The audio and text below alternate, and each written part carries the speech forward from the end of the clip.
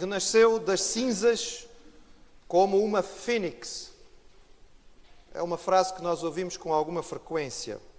É uma referência relativamente comum que é feita quando alguém recupera, por exemplo, de um acidente, quando alguém teve um momento muito negativo, quando alguém está muito deprimido ou muito em baixo e de repente encontramos novamente esta pessoa e ela está bem, está recuperada, está cheia de entusiasmo e de força e nós dizemos renasceu. E a figura da fênix é uma figura usada nestas ocasiões, é uma figura mitológica grega, apesar de que esta ave, a fênix, não era originária dos gregos, é uma lenda, é um animal mitológico que vem do Oriente. A ideia usada pelos gregos falava de uma ave que vivia ciclos de cerca de 500 anos. E ao fim de 500 anos, esta ave então ia para o seu ninho e ali ela se imolava, ela se sacrificava a si mesma pelo fogo, sendo consumida completamente até às cinzas. Mas o que havia de extraordinário nesta ave, porque era uma ave mágica e mitológica, é que ao fim de ser totalmente queimada e transformada em cinzas, ela nascia outra vez das cinzas. E começava um novo ciclo de vida de 500 anos. Esta ideia de nascer de novo, para os pagãos da época do Novo Testamento, era apenas mito, lenda. Mas para o cristão, irmãos, para o cristão, a ideia de nascer de novo é essencial. Porque é uma das figuras mais importantes usadas pelo Senhor Jesus para falar da salvação. Sem novo nascimento, ninguém está salvo. E ninguém entrará na presença de Deus. E este entendimento vem diretamente do texto conhecido, que nós vamos abrir mais uma vez, no Evangelho de João, no capítulo 3, na conversa de Jesus com Nicodemos, a partir do verso 1. João, capítulo 3.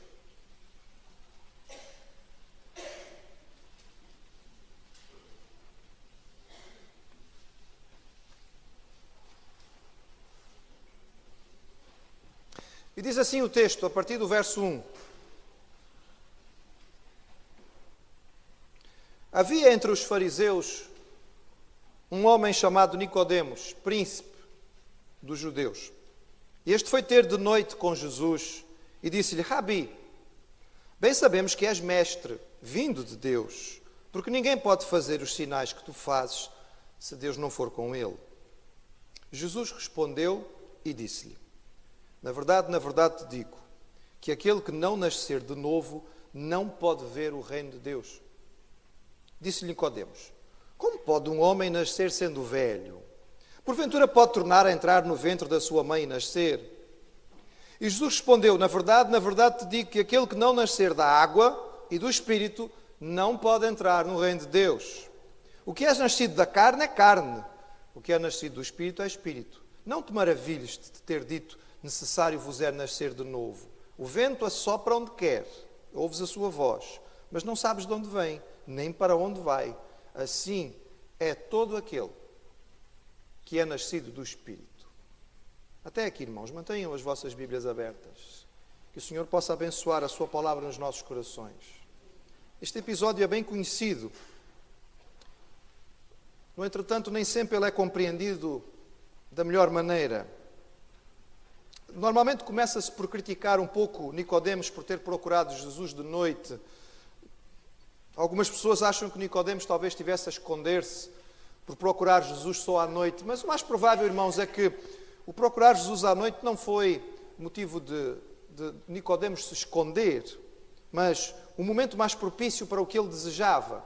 Nicodemos era um líder, ele era um príncipe em Israel, ele era um membro de um partido importante que eram os fariseus, ele era também membro da elite judaica que compunha o Sinédrio, o conjunto de 70 anciãos que eram os juízes do povo de Israel. Era um homem importante, não tinha nada que se esconder, e falar com Jesus não seria algo estranho, ninguém acharia assim tão esquisito que ele se aproximasse de Cristo para com ele conversar. Agora, durante o dia, Jesus tinha tanta gente à sua volta, era tão complicado conseguir ter um tempinho para falar com Jesus. E Nicodemos precisava de algum tempo, ele queria discutir assuntos mais profundos, mais sérios com Jesus. Ele procura Jesus numa hora em que há tranquilidade, há paz, há sossego. em que é possível encontrar Jesus na privacidade e então ter um diálogo mais profundo com Ele. E a conversa começa da maneira mais amena possível. Nicodemos é muito cordato, muito diplomático, muito cuidadoso na afirmação que faz a Jesus. Mas também, se nós olharmos bem, há um bocadinho de presunção. Há um quê de orgulho na sua afirmação. Ele começa por falar no plural. Não sei se os irmãos repararam, mas ele diz, sabemos. Provavelmente, ao fazer isto, ele está se apresentando como um dos líderes do seu partido, um dos chefes do povo, um dos membros do Sinédrio, e ele está basicamente dizendo ao Senhor Jesus algo do estilo, bem, Senhor, tu estás sob escrutínio. Não és um mestre que correu os caminhos habituais, não fizeste nenhuma escola farisaica, não pertenceste ao grupo de alunos de nenhum rabi famoso, apareceste assim como mestre um bocado fora do habitual. E nós temos estado a avaliar, não é? A nossa responsabilidade como líderes, como homens que governam este povo e que zelam pela verdade religiosa, temos estado a observar-te, para tentar perceber quem tu és. E chegamos à conclusão, por isso é que ele diz, bem sabemos, nós temos chegado a este entendimento, de que tu és alguém bom. Vens de Deus. Porque afinal de contas é impossível fazer as coisas que estás a fazer se Deus não te abençoar. Nós temos chegado ao entendimento de que tu és realmente um homem de Deus. Jesus poderia ter-se sentido lisonjeado que um homem como Nicodemos lhe desse uma palavra tal.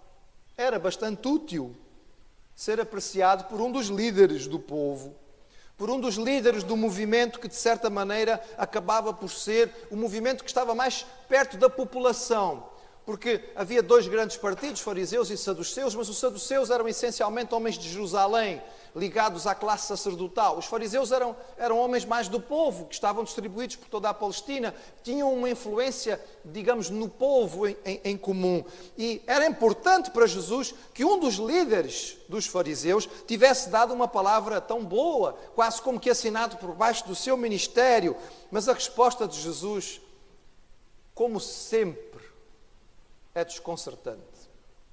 Se os irmãos lerem, sobretudo o Evangelho de João, vão ver que conversar com Jesus devia ser algo extraordinário, mas era também muito arriscado. Porque Jesus olhava e via o coração. E ele não perdia tempo com conversas paralelas. Ele ia direto ao assunto. Nicodemos veio com todo este discurso, com todo este elogio, com um certo galanteio, com uma conversa diplomática, e Jesus deixa tudo isto de lado. Ele nem se intimida e nem se entusiasma. Ele nem se assusta com a presença de alguém do peso de Nicodemos e nem fica entusiasmado com o seu elogio. Jesus vai direto ao assunto e com a sua habitual acutilância ele diz, Nicodemos, presta bem atenção no que eu vou-te dizer. Mas presta muita atenção no que eu vou-te dizer. Para que um homem seja de Deus, verdadeiramente, ele tem que experimentar um novo nascimento. Para que um homem possa perceber as coisas de Deus, como tu achas que percebes, é preciso uma mudança tão radical que só pode ser comparada a nascer de novo. E se alguém não experimentar isto, não pode nem sequer entender quem é Deus, muito menos participar daquilo que Deus tem preparado para os homens. Nicodemos aceita o desafio. É interessante, irmãos, porque muitas vezes ao ler este texto, nós ficamos com a ideia de que parece que Nicodemos não percebeu o que Jesus estava a dizer. Jesus está a falar figurativamente e Nicodemos vai buscar nascimento no sentido verdadeiro, prático, porque Nicodemos vai falar sobre sair da barriga da mãe outra vez. E às vezes, ao ouvirmos isto, ficamos com a ideia de que Nicodemos eventualmente não tinha percebido a conversa de Jesus ou a figura de Jesus. Mas atenção, irmãos, vamos recordar quem é Nicodemos. Ele é um fariseu experiente, ele é um mestre do povo. Ele sabe perfeitamente bem que uma das técnicas de ensino dos rabis judaicos é exatamente a parábola, a ilustração, a figura. Ele está acostumado a isto. Ele também, como mestre da lei, muitas vezes deve usar figuras para ensinar uma verdade espiritual. Ele percebeu perfeitamente o que Jesus estava a dizer. Ele sabe que Jesus não está a falar que alguém tem que entrar outra vez na barriga da mãe. Então, porquê é que ele responde como responde? Exatamente porque, sendo um homem de alto nível intelectual e lidando com Jesus neste nível, ele responde ao mesmo nível de Jesus. Assim como Jesus diz a ele, a necessidade que o homem tem é de uma mudança completa e radical.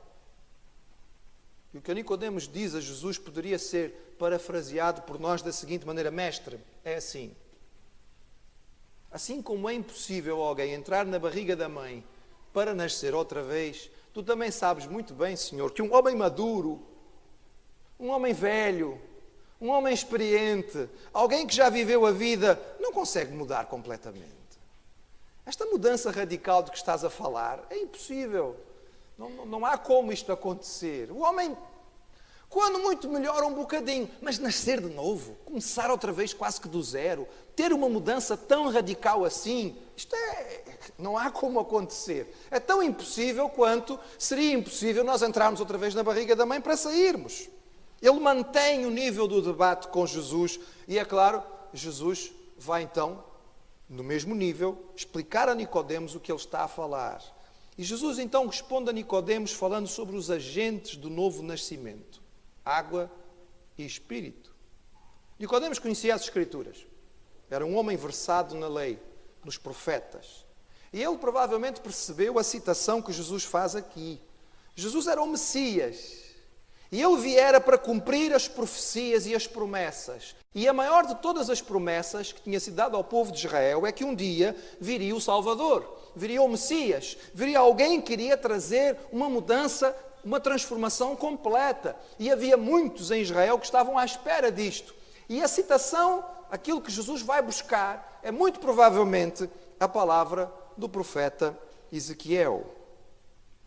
Que os irmãos que estão a estudar as lições da escola dominical devem ter lido, pelo menos fazia parte das leituras diárias. Lá em Ezequiel, no capítulo 36, havia uma profecia extraordinária na qual o Senhor dizia através do seu profeta, e Deus dizia ao povo de Israel: então aspergirei água pura sobre vós e ficareis purificados de todas as vossas imundícias e de todos os vossos ídolos vos purificarei. E dar-vos-ei um coração novo, e porei dentro de vós um espírito novo, e tirarei da vossa carne o coração de pedra, e vos darei um coração de carne, e porei dentro de vós o meu espírito, e farei que andeis nos meus estatutos, e guardeis os meus juízos, e os observeis. O profeta do exílio, tantos séculos antecipadamente, tinha previsto, através da orientação do Espírito Santo de Deus, esta mudança tão grande que era necessário que o povo experimentasse. O povo de Deus era rebelde, era idólatra, era insubmisso. Como que este povo podia ser salvo? Só uma mudança radical, só um transplante cardíaco, só um novo nascimento, uma renovação espiritual. E ela se daria pela ação de Deus com a vinda do Salvador. A linguagem falava de água e de espírito. Falava de duas características do novo nascimento: perdão e limpeza dos pecados e um novo espírito. Os pecados precisavam ser limpos e a água como símbolo da limpeza e da purificação. E os pecados seriam limpos pela atuação de Deus, que só era possível pela morte de Jesus. Jesus veio morrer em nosso lugar para que os nossos pecados pudessem ser tirados. Porque Deus não pode passar a mão na nossa cabeça e dizer: não, está tudo bem, aquilo que tu fizeste de errado, os teus pecados, a tua rebeldia contra mim, olha, paciência, eu como sou um Deus bom, faz-te conta que não aconteceu nada. Deus não pode fazer isto, irmãos. Isto não é correto, isto não é justo. E Deus é um Deus justo, é um Deus correto. Então, aquele que peca tem que pagar. Mas o sofrimento que aquele que peca tem que pagar é tão grande, é tão terrível, porque é a separação absoluta de Deus, que o Senhor providenciou alguém que pagasse esta dívida por nós. Quando Jesus vai à cruz, Ele não vai porque Ele tivesse pecado próprio, mas Ele vai para sofrer pelos nossos pecados. Ele morre por causa da nossa culpa. Ele sofre a separação do Pai que nós sofremos por causa dos nossos pecados. E ao fazer isto, Ele oferece-nos. Diz, está aqui o perdão. Os teus pecados já foram carregados por alguém. E a segunda característica do novo nascimento era esta ação do Espírito na vida do homem. Ia haver uma mudança tão grande dentro do coração do homem. Era um novo coração, era um novo Espírito. O homem não ia mais olhar para as coisas de Deus com indiferença, mas ia passar a amá-las. Há algumas figuras que são usadas para falar sobre a mudança que acontece naquele que nasce de novo. Eu já o compartilhei com os irmãos, eu gosto imenso desta figura, porque acho que ela expressa tão bem. Alguém entrou de madrugada num supermercado e não roubou nada. Passou a noite dentro do supermercado a mudar as etiquetas de preços. Grande trabalho teve, não é? E no outro dia de manhã era a confusão total no supermercado. Uma coisa que custava 700 euros agora custava 2,50. E uma coisa que no dia anterior custava 50 centavos agora custava 300 euros. E estou a dizer, mas o que é isto? O que é que aconteceu aqui? Que maluqueira foi esta? Esta figura, esta ilustração simples ajuda-nos a entender um bocadinho o que acontece quando Deus faz este novo nascimento, esta mudança radical. O que antes para nós não fazia sentido. Alguém diz à pessoa, domingo de manhã, lá na igreja cedo, hein? Começa às 9 da manhã, reunião de oração, às 10 vamos estudar a Bíblia na classe, às 11 nós temos o culto, e se você quiser mesmo, olha, à tarde tem discipulado, tem evangelismo, à noite nós temos culto. Eu vou passar o domingo inteiro na igreja. Fica maluco, pá. Levantar domingo de manhã cedo, é o meu dia de folga, levantar domingo de manhã cedo, para ir para a igreja. Fanáticos. Não faz sentido. Gastar tempo em oração. Ler a Bíblia é um livro antigo, é difícil de entender. Mas quando a pessoa tem o seu coração transformado, e quando lhe falamos sobre vir à casa de Deus, vir ao culto, vir ao templo, ela diz como o salmista, alegrei-me quando me disseram, vamos à casa do Senhor. Olha, eu já culto outra vez, uau, até que enfim. Vive na expectativa de estar com os irmãos, de ouvir a palavra do Senhor, lê a Bíblia e consegue entender. Preenche o seu coração com aquilo que recebe da palavra. O novo nascimento não viria da vontade humana. O homem sozinho nunca pode fazer isto. Neste sentido, Nicodemos tinha razão. O homem não consegue provocar uma mudança na sua vida tão significativa quanto a que Jesus falava. Nicodemos está a falar a linguagem humana. Senhor, nós não conseguimos mudar tanto. Jesus está a dizer, tens razão, Nicodemos, porque não é o homem que faz a mudança, é Deus que faz. O que é nascido da carne é carne, o que é nascido do Espírito é Espírito, é Deus que vai fazer a mudança. E tu não percebes como é que vai ser, é fácil.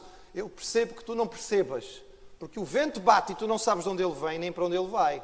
Mas tu sabes que ele vem e tu sabes que ele atua. E Jesus remata então dizendo, como é que é possível nascer de novo?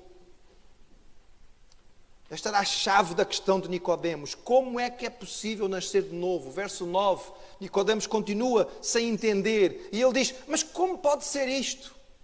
E então Jesus diz, lá no versículo 14, como Moisés levantou a serpente no deserto, assim importa que o Filho do Homem seja levantado. Jesus usa outra figura, outra ilustração, uma experiência do Antigo Testamento, para dizer o que ia acontecer e como devia acontecer o novo nascimento. Ele diz, lembras-te de Nicodemos lá no deserto? O povo murmurou, reclamou, queixou. O povo rebelou-se contra Deus outra vez. E de repente estavam atacados por uma quantidade enorme de cobras venenosas do deserto. Cobras pequeninas, mas com um veneno poderoso. Eram mordidos e morriam em poucas horas em profunda agonia. E o povo foi a Moisés e disse, o que é que vamos fazer para ser salvos? E Moisés foi a Deus e Deus disse, levanta, faz uma cobra muito grande de metal e vais levantá-la no centro do acampamento e cada um que for picado tem que vir e olhar para esta serpente. O que salvava não era aquela coisa de metal que estava ali, irmãos. O que salvava era a fé. O que salvava era a fé. Quando alguém era picado, em vez de tentar os seus próprios meios, era a fé que salvava. Nós podemos até imaginar, não é? Pessoas sendo picadas no acampamento. E alguém dizia, olha, mas é preciso ir lá no centro do acampamento. Foi levantada uma serpente de cobre, vai lá, olha para ela e tu vais conseguir escapar. E a pessoa ri e diz assim, o quê? Vou lá no Olhar para aquela coisa, tu achas que vai resolver alguma coisa? Eu não, eu tenho aqui umas messinhas que eu aprendi no Egito. Olha, a minha vizinha aqui da tenda ao lado disse para eu pôr não sei o quê. Olha, a minha mãe tinha-me ensinado a usar não sei das quantas. E as pessoas tentavam pelos seus próprios meios e morriam. Mas alguns diziam assim, eu não percebo como. Eu não consigo entender, mas eu creio que é possível. Porque se Deus disse que este é o caminho, eu vou conseguir. E a pessoa se arrastava mesmo com dor, até chegar àquele local. E de repente, à distância, ela via aquele poste e aquela coisa que estava ali. E olhando para aquilo, de repente a dor diminuía. O inchaço cedia. A cor escura da perna ia embora. E a pessoa olhava e dizia, estou curado, como é que é possível? Ela creu. E Jesus dizia a Nicodemos, isto era uma imagem, uma figura, uma ilustração. Assim como a cobra foi levantada no deserto, o Filho do Homem, que era ele, vai ser levantado. E quem olhar para o seu sacrifício com fé, vai nascer de novo. E aí encontramos, irmãos, o versículo mais conhecido da Bíblia.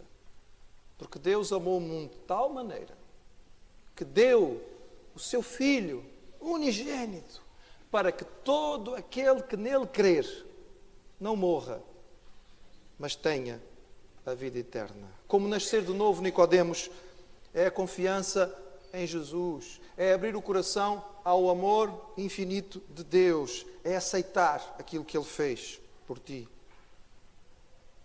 Pelo relato do Evangelho de João, nós sabemos que mais tarde Nicodemos veio a entender e a receber isto.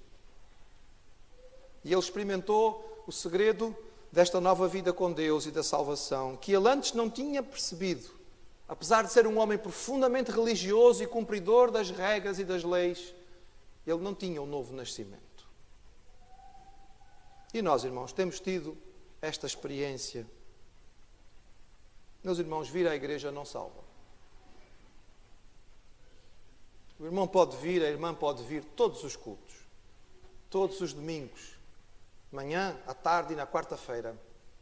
Isso não salva. Meu irmão, dar o dízimo não salva. Eu não sou pastor de uma igreja da prosperidade que vai dizer ao irmão, viva como quiser, mas traga uma oferta grande para a igreja. Isso não salva, meu irmão. Nós não compramos a nossa salvação com dinheiro.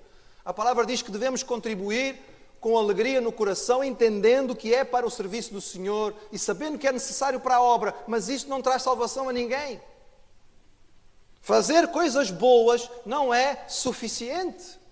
Porque se fosse, Jesus não precisava ter morrido na cruz. Quando acreditamos que a nossa vida, mais ou menos boazinha, eu não sou tão, eu nunca fiz crime nenhum, nunca fiz mal nenhum a ninguém. Se você acha que isto é suficiente, então você ainda não entendeu o que é que Jesus fez no Calvário. Porque se fosse suficiente a nossa bondade nos salvar, Jesus não precisava ter morrido. Mas houve um momento em que Jesus perguntou ao Pai, há outro caminho, há outra solução? E Deus disse, não há. Não há. O homem só vai ser salvo se tu morreres na cruz. E Jesus disse, então eu morro. Foi para isso que eu vim. E ele foi ao Calvário e ele morreu. Temos verdadeiramente experimentado esta mudança na nossa vida. Nós podemos dar testemunho de que um dia o Senhor trocou o nosso coração de pedra por um coração de carne e que o nosso espírito hoje bate no ritmo daquilo que é a vontade de Deus? Ou será que a igreja tornou-se apenas algo ritual que nós cumprimos porque é expectável que no domingo de manhã eu esteja lá? A ação do Espírito Santo no crente produz uma mudança tão significativa. O apóstolo Paulo irá desenvolver isto muitos anos mais tarde e dizer o que é que acontece quando alguém tem o Espírito de Deus na sua vida. Ele diz, produz fruto próprio da presença do Espírito. Se o irmão quiser saber qual é o fruto, com um bocadinho mais de pormenor, no culto logo à noite nós vamos falar sobre isso, agora não dá tempo. Mas venha estar connosco, a porta está aberta, os irmãos são bem-vindos. Novo nascimento. Sem ele, é impossível entrarmos em comunhão com Deus. Que o Senhor trabalhe em nossos corações, de tal maneira que nós não nos contentemos com mera prática religiosa, mas possamos dar testemunho da diferença radical que o Senhor fez nas nossas vidas.